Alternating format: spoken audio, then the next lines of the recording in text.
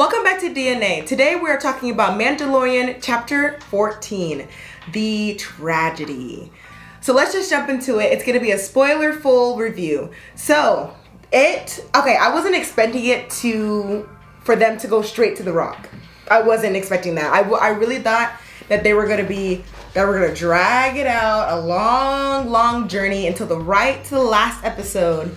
The last 5 minutes he gets to The Rock. I thought that's what it was going to be. And then I saw it and I was like, oh, okay. Yeah, they've been surprising us a lot this season. Yeah. Even with the last episode with Ahsoka Tano, you would think that Ahsoka was going to come in like last 5 minutes of the episode or something like that. And, just give us a little teaser. I thought too that this episode was going to be like episode 8. And then, we see him get to The Rock. He does the little whole thing. And then a Jedi shows up, a big reveal. Yeah. But now they went into it. And that's what I like about the whole Mandalorian series. You guessing stuff, but it's wrong. So yeah. I do like you're surprised. Right. Right. Yeah. So we got to The Rock, and then he's like trying to get his woosah going. Yeah, woosah. He had the whole 3 finger. Yes, and he had the blue light, and then we hear a noise. What's that? What's that? Boba Fett's ship. Man. I'm telling you, when I saw Slave One come out of the sky, I was like, there it is. I mean, we saw him come up in an early episode. They showed him, in episode 1. So I was thinking, man, since episode 1, we saw, Boba Fett, the little glimpse at the end. So I'm like, so we're not going to see Boba Fett? Oh, is this a little teaser? What y'all messing with us? But it paid off to this point where he's like showing up. Here comes Boba Fett, land on the planet, and look, Boba Fett did not disappoint. They didn't do like a whole little pew pew done. Once the stormtrooper ships came in, I was already happy because I'm a dark sider. Everyone knows I just love the dark side. They're more fun. Yes, they are. They just are. So they came out coming, shooting out everyone. And then he did not disappoint. Like you said, he was going with the guns, cowboy. He was wrecking. He was wrecking havoc, John Wick style. Yeah. He was just wrecking havoc, beating them up, smashing them. I mean, he used this little staff thing, and Boba Fett. Yeah. You see now when you watch episode 5, when they're telling Han Solo that Boba Fett's looking for you, and Han Solo was terrified. He was like, whoa, Boba Fett?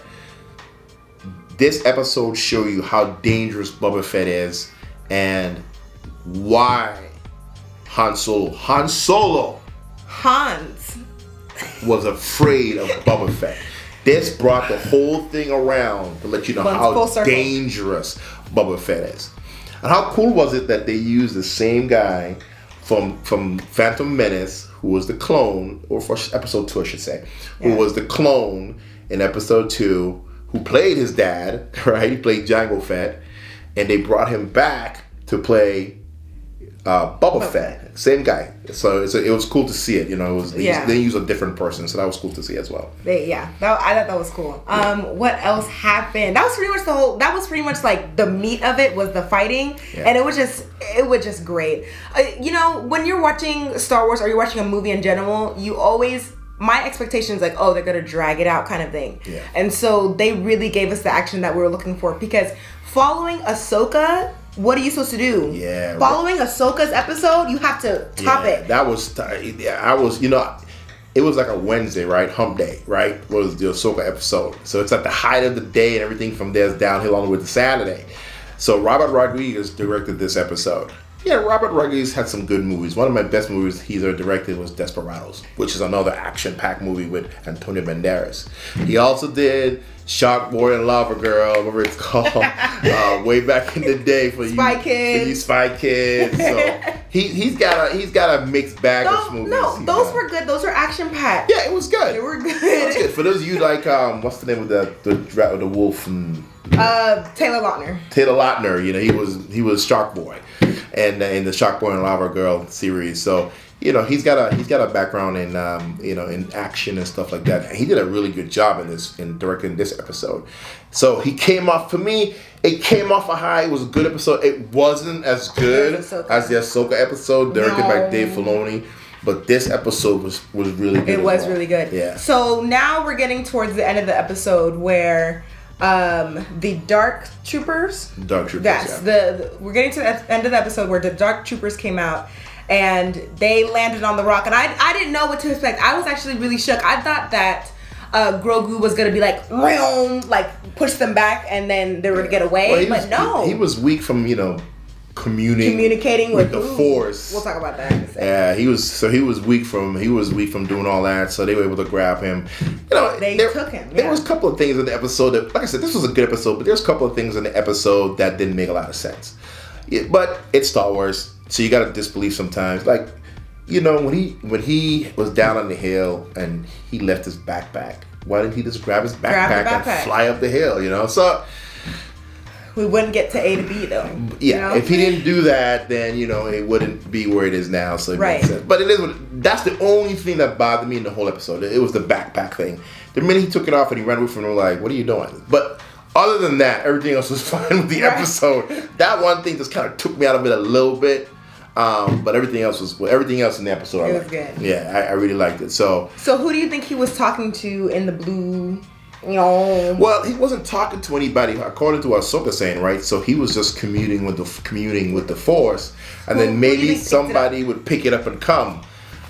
Man, there's so many people that there's rumors out there. Now we all think it's gonna be Luke. I really want it to be Luke because Luke. This is 5 years after Episode 6, so Luke will still be alive, starting a new Jedi Academy. So that would make sense for it to be Luke. We never did see Mace Windu die. That's T. I didn't even think about that. That is T. I'm just saying. Because he technically just went out the window. Oh my gosh. He's a Jedi. Oh my gosh. He could have flipped. Oh my gosh. And Sam Jackson has already expressed he wants to come back and do Star Wars. So, could be Mace Windu. That would be crazy. I would love that. Could be Ezra. Ezra's still alive. That would make more sense. But I don't think it would be Ezra because the only people who would know about Ezra is the hardcore Star Wars fans that watch Rebel. It wouldn't have the same impact like either Sam Jackson or Mace Windu or Luke, a younger Luke Skywalker. That would be a more fan impact. If it was Ezra, there's only inside people that would be like, oh man, it's Ezra. So that wouldn't make sense, but who knows? They try to guess what they're gonna do, and then they do something different. It still could be Ezra because not everyone knows Ahsoka. Like, everyone knows Ahsoka because of the Clone Wars. True. But like, if you didn't watch the Clone Wars, you'd be like, who is this girl? Yeah. So like, there's that. I think you get more pop though. If at the end of Episode 8,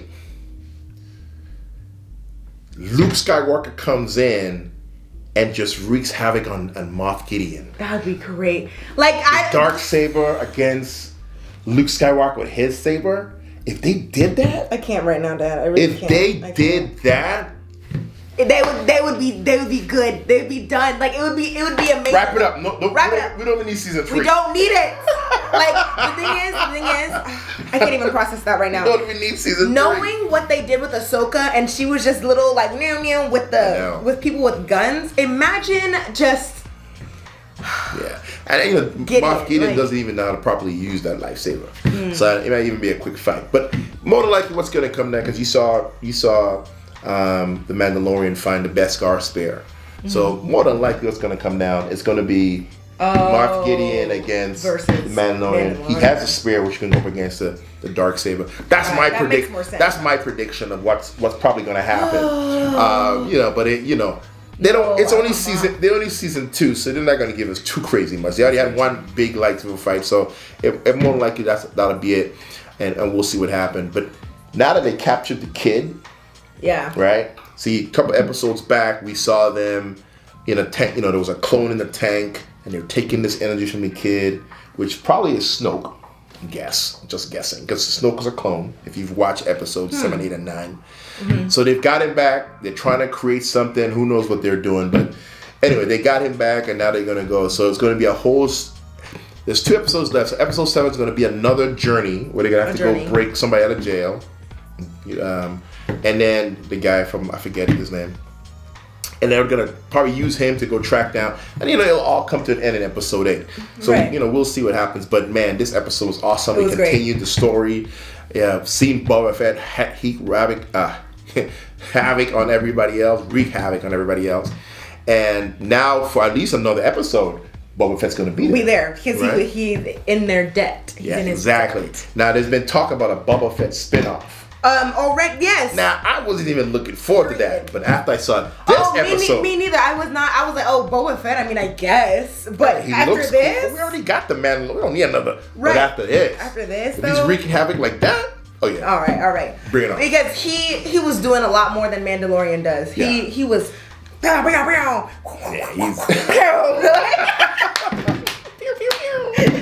Anyway, so no, this episode was good. I rate this episode up there with one of the best ones. I'm really enjoying season 2 of The Mandalorian. Yeah.